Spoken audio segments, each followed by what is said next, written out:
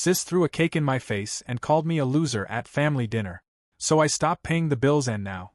Ethan had always been a responsible man, but he never expected his life to be put on hold indefinitely for the sake of his sister. For the past 5 years, he had been financially supporting Rachel, his younger sister, after her husband, Tyler, walked out on her and their then 2-year-old daughter, Lily. At first, Ethan thought he was just offering temporary help, a little assistance until Rachel got back on her feet. But as the months stretched into years, his support grew from occasional generosity to a full-fledged obligation, one that consumed his entire life. Rachel had struggled after Tyler left, barely able to make ends meet. She had no job, no savings, and no clear plan for the future. She was devastated, angry, and overwhelmed, but instead of trying to rebuild, she relied on Ethan for everything. Their parents, Victor and Linda, had made their stance clear early on. They refused to help. "You're young and capable," they told Ethan whenever he tried to discuss the burden. "It's only right for family to support each other." The first few months didn't seem so bad. Ethan helped with rent, just until Rachel could figure out a long-term solution. But the solution never came. Soon, he was paying for groceries because she claimed she had nothing to feed Lily. Then it was the electric bill because the power had been shut off. Then school supplies, winter coats, even furniture. Every time he tried to pull back, Rachel found a new emergency, a new crisis, a new way to make him feel guilty for even thinking about his own need. And Victor and Linda? They never missed a chance to remind him that he was the strong one in the family, the one who had his life together. Ethan's own dreams became distant memories. He had once planned to buy a house before turning 35, but how could he when every extra dollar he earned went into Rachel's household? He wanted to go back to college and get his degree, something he had put off in his 20s, but tuition was impossible when he had another family to support. Even dating became complicated. Who wanted to build a future with a man who was financially responsible for another household? Women lost interest when they realized how entangled he was in his sister's life. It was humiliating to explain why he couldn't afford a weekend trip or why he had to check if Rachel needed money before making any plans. The worst part was Rachel's attitude. She had long stopped saying thank you, stopped acting as though Ethan's help was temporary. She treated his support as something owed, something expected. If he hesitated or asked when she would start contributing to her own life, she would get defensive, accusing him of not caring about Lily. "She's your niece," Rachel would snap. "You'd rather see her struggle than help?" Every conversation felt like an ambush. If he refused to pay for something, Rachel would call their parents, who would then call Ethan, berating him for being selfish. "It's not like you have a family of your own to worry about," Linda would say dismissively, as if his own life had no value. If he tried to set boundaries, Rachel would guilt-trip him, bringing up how hard single motherhood was, how exhausted she was, how much Lily needed stability. Ethan felt trapped. There was no escape from the cycle.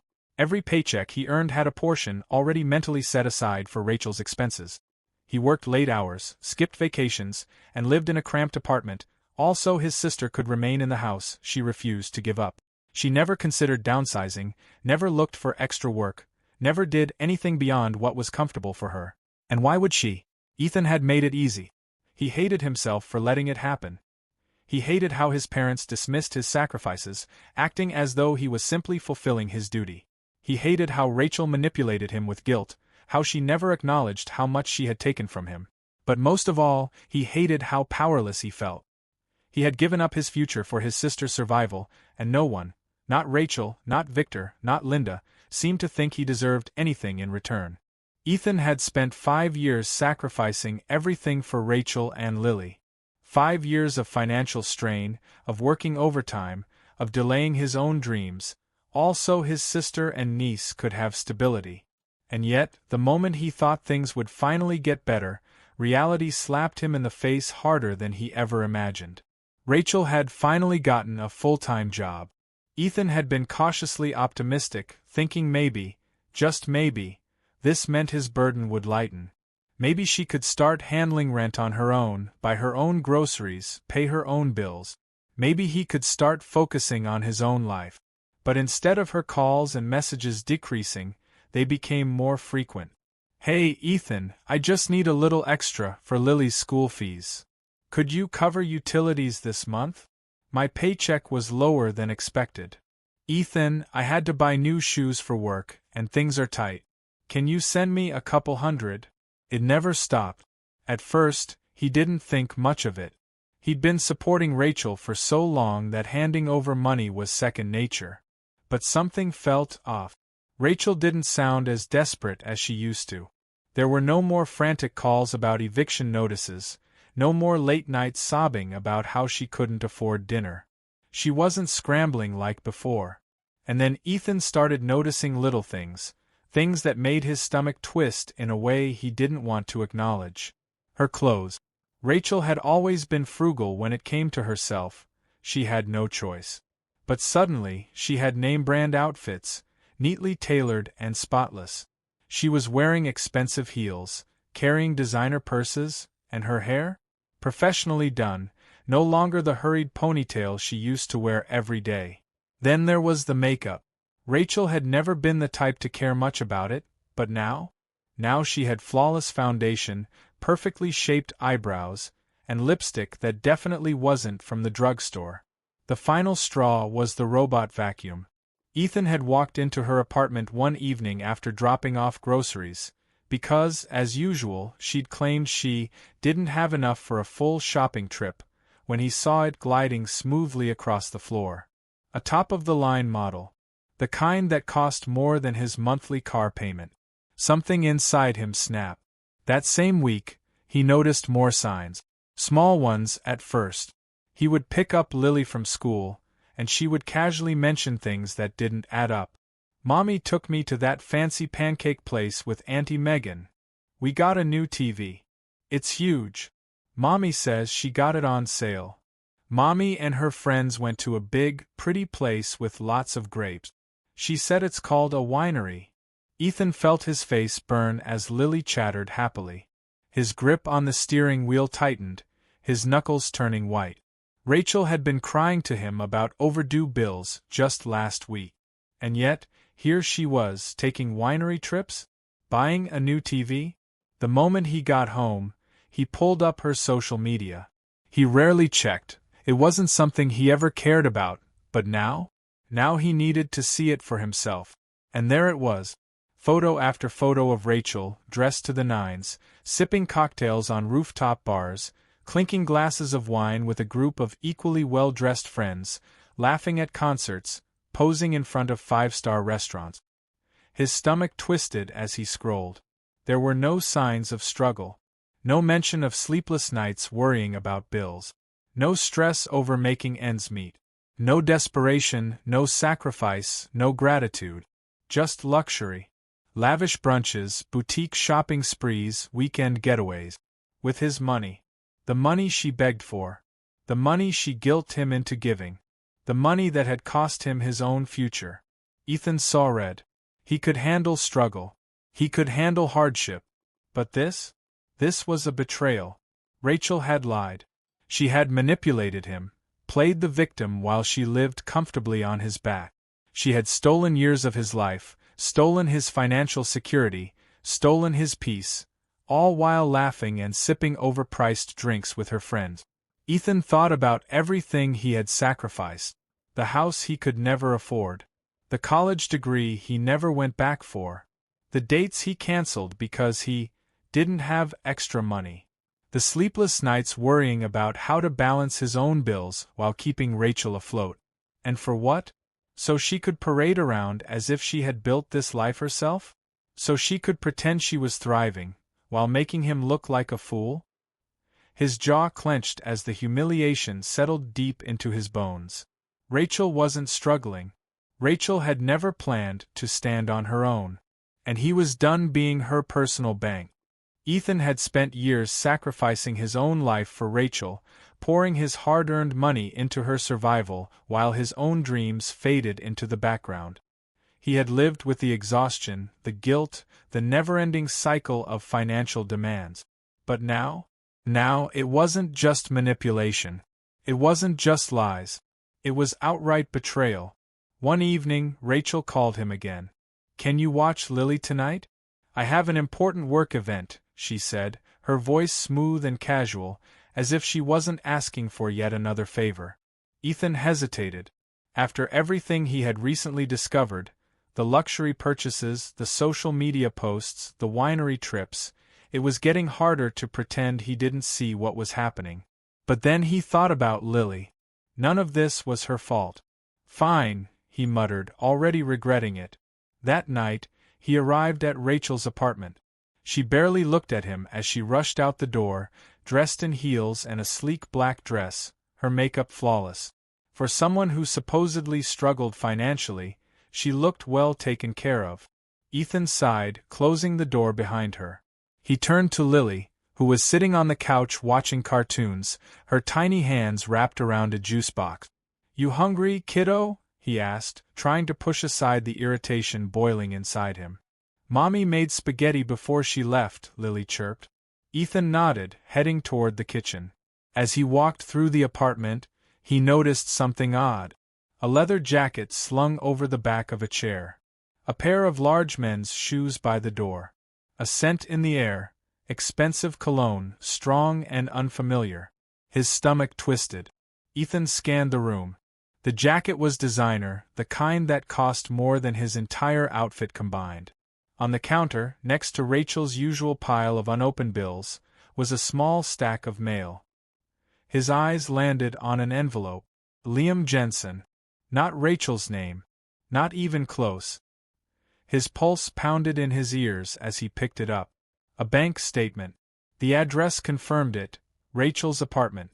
"Hey, Lily," Ethan called, forcing his voice to stay steady. "Who's Liam?" Lily barely glanced away from the TV. "Mommy's boyfriend," she said simply. Ethan froze. His grip tightened around the envelope. "What do you mean?" he asked, careful to keep his tone neutral. Lily shrugged. "He's really nice. He buys me toys and takes us to fun places. We went to the zoo last weekend. And he got Mommy a pretty bracelet." Ethan's jaw clenched. A boyfriend. A man who was taking Rachel and Lily on expensive outings, buying her jewelry, staying in her apartment. His apartment, technically, since he had been the one paying the rent. Rachel had been crying broke for years, sobbing about overdue bills, about how hard it was as a single mom. Yet here she was, living in a home funded by Ethan's sacrifices, while spending her own money on Liam. She had never been struggling. She had been using him. His blood boiled as the realization sunk in. He had given up everything for Rachel. His house, his college plans, his personal life. He had skipped meals to send her money, had driven across town in the middle of the night when she needed help, had canceled dates because she had another emergency. And all that time, she had a boyfriend footing the bills for things she never even mentioned.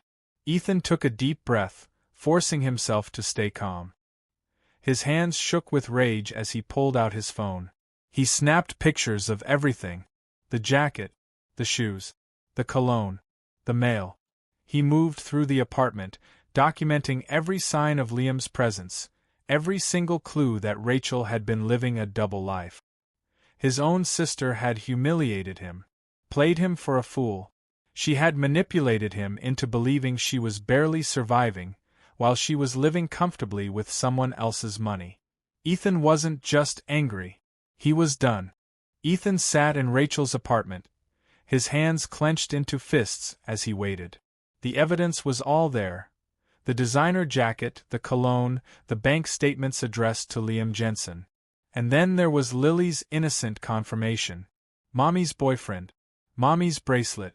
Mommy's fancy dinners. He had spent years sacrificing everything for Rachel and Lily. Years of breaking himself just to keep them afloat. And now, it was painfully clear that she had never been drowning, she had been lounging on a yacht, while he exhausted himself swimming against the tide. The moment Rachel walked through the door, smiling, her heels clicking against the floor, Ethan felt his stomach twist with disgust. She looked radiant, perfectly put together, her expensive perfume lingering in the air. He thought of all the times she had sobbed into the phone, claiming she didn't have enough money for groceries, while she had been out at five-star restaurants, living it up with her boyfriend. "Hey, thanks for watching, Lily," Rachel said, tossing her purse onto the couch. Ethan didn't move, didn't speak, just sat there, watching her, the evidence spread out neatly in front of him. Rachel's smile faltered. "What?" she asked, her voice laced with forced casualness. Ethan lifted the bank statement. Who's Liam Jensen? Rachel's face twitched, but she recovered quickly. What are you talking about? Your mail, he said coldly. His jacket. His shoes. His cologne. His name on your bills. Lily told me everything. Rachel's posture stiffened. Then she scoffed. Oh my God, Ethan, you're acting crazy. He's a friend. A friend who buys you gifts? Who takes you and Lily out? Who lives here? His voice was sharp, his patience snapping. Rachel's lips pressed together. He doesn't live here. He just stays over sometimes. Ethan leaned forward, his voice low and cold. I've been paying your rent for 5 years. 5 years. And you've been using my money to fund your little romance. Rachel crossed her arms, her jaw tightening. It's not like that, she snapped. Then explain it. She huffed, rolling her eyes. Okay, fine. Yes, I've been seeing Liam. But it's not what you think. He's going through a hard time, and I've been helping him out. Ethan laughed, but there was no humor in it. Helping him out, he repeated. With whose money, Rachel? Because it sure as hell isn't yours. Her eyes flashed with irritation. I don't see the big deal. I needed help, you were happy to give it. And Liam, he's been struggling and I care about him. What was I supposed to do? Let him suffer. Ethan stared at her in disbelief. Let him suffer? He echoed. Rachel, do you even hear yourself? You guilt-tripped me into giving you thousands of dollars. You made me feel like a monster if I ever hesitated. And all that time, you were playing house with your boyfriend on my dime? Rachel's face flushed with anger. Oh my God, Ethan, it's not like I forced you to help me. You chose to. He felt something inside him snap. You're right, he said, his voice eerily calm. I did choose. And now I'm making another choice. Rachel narrowed her eyes. What does that mean? It means I'm done, he said. No more rent. No more bills. No more money. You want to support your boyfriend? Do it yourself. Her eyes widened, panic flickering across her face. Wait, Ethan. No, he interrupted, standing up. I let you take advantage of me for years. I let Mom and Dad manipulate me into thinking it was my duty to take care of you. But you're not some helpless victim, Rachel. You're a user. And I'm not your personal bank anymore. Rachel's mouth opened, but for once, no words came out. Ethan didn't wait for her to find them. He grabbed his jacket, gave Lily a small pat on the head, and walked out. It didn't take long for Rachel to run to their parent.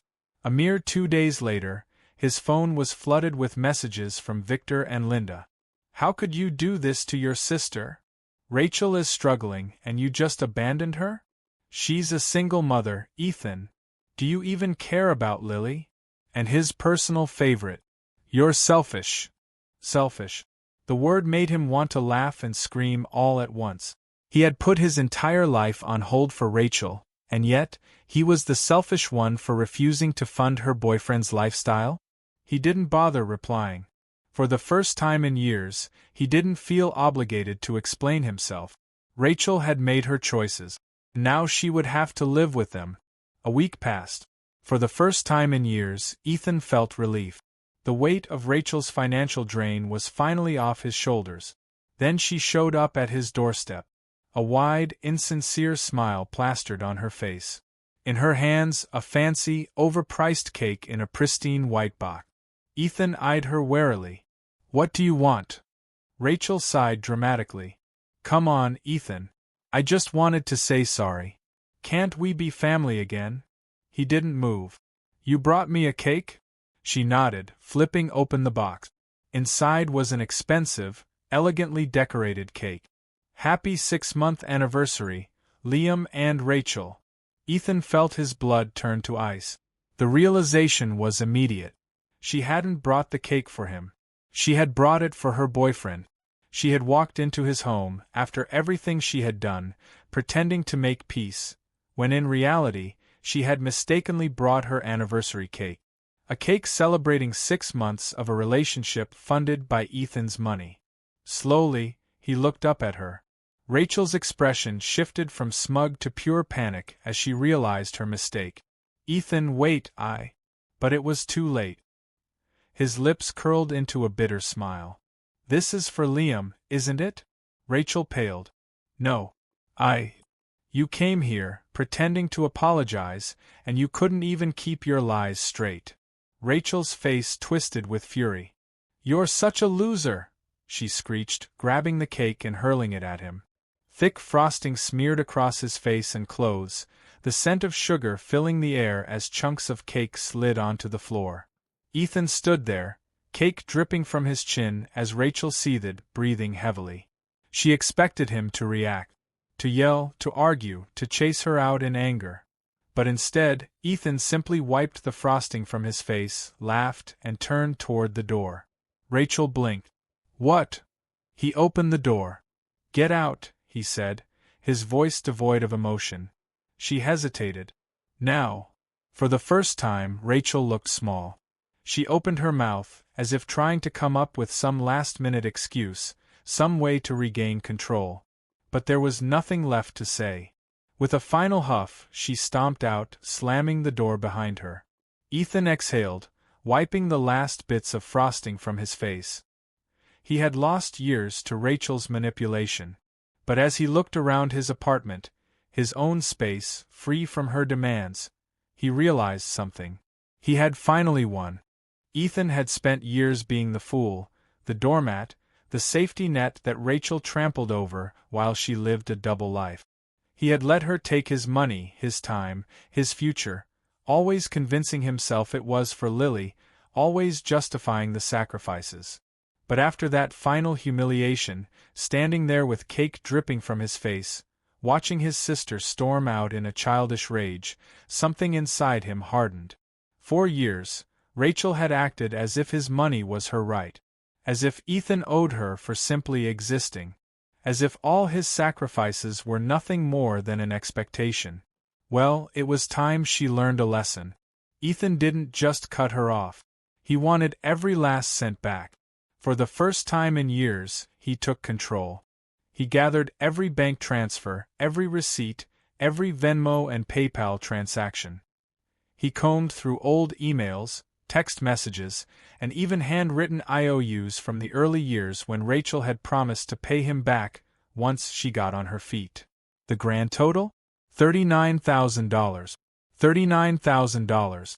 The down payment on the house he had never been able to buy. The tuition for the degree he had never returned to. The vacations he had never taken. All poured into Rachel's lap while she splurged on expensive clothes, fancy dinners, and a deadbeat boyfriend. Ethan didn't hesitate. He hired a debt collector. A professional, ruthless agency that had one job: recover the money by any means necessary.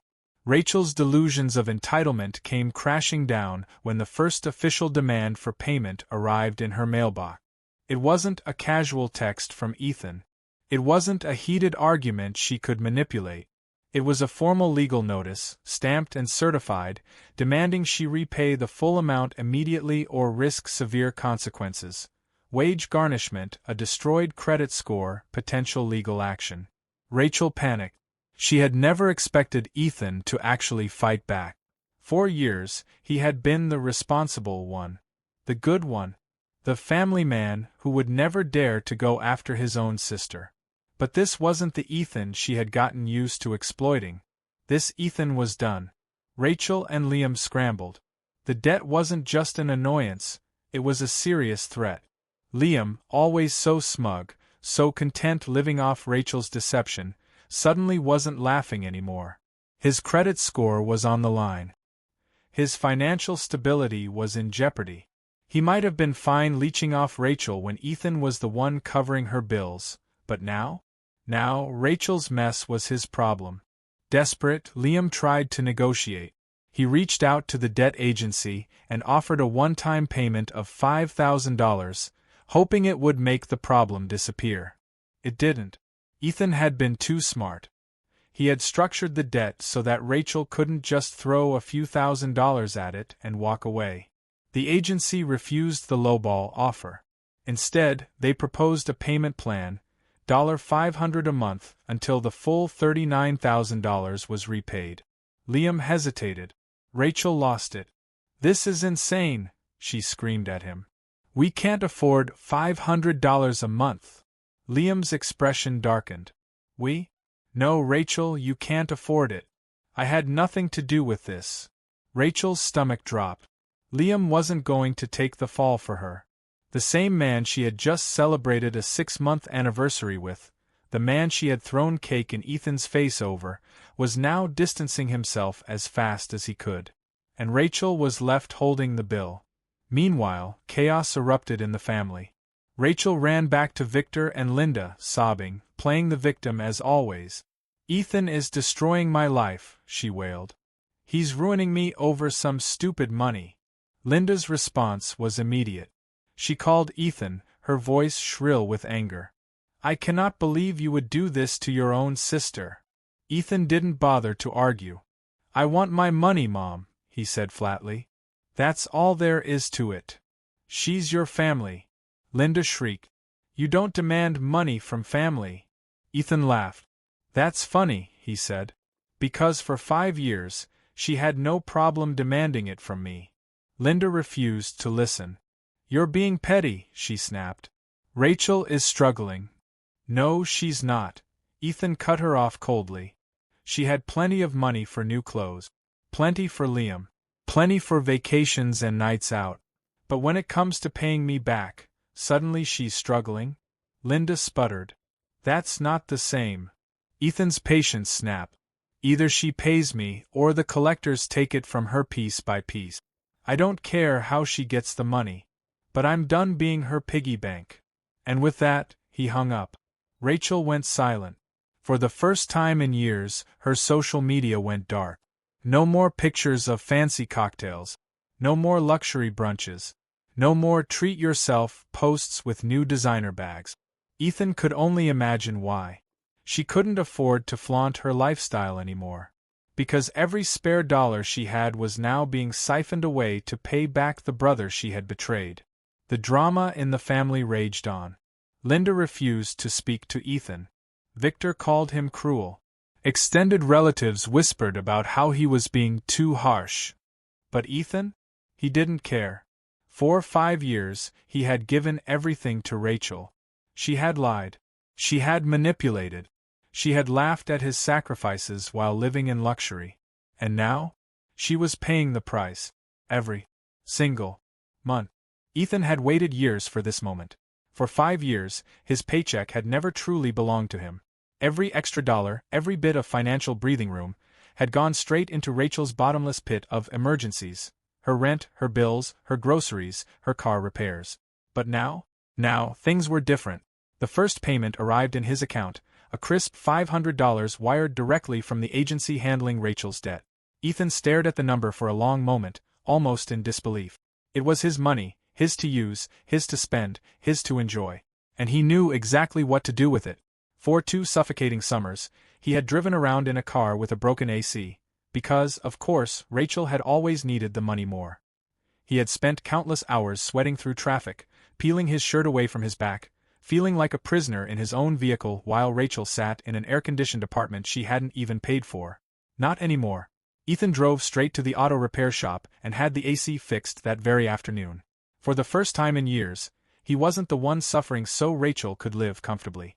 And damn, did it feel good. The payments kept coming. Every single month, like clockwork, another $500 landed in Ethan's account. At first, he thought Rachel might try to weasel her way out of it, find some excuse, or play the victim again. But she didn't. Probably because she couldn't. The debt agency didn't care about her sob stories. They didn't fall for guilt trips or manipulation. All they cared about was getting the money. And so, month after month, Rachel had no choice but to pay. And Ethan? For the first time in years, his finances weren't in shambles. He paid off his lingering debt. He fixed things he had neglected for far too long. His apartment, which had always felt like an afterthought compared to the money pit that was Rachel's life, finally started to feel like home. He got new tires for his car. He replaced the old, flickering light fixtures in his kitchen. He bought good shoes.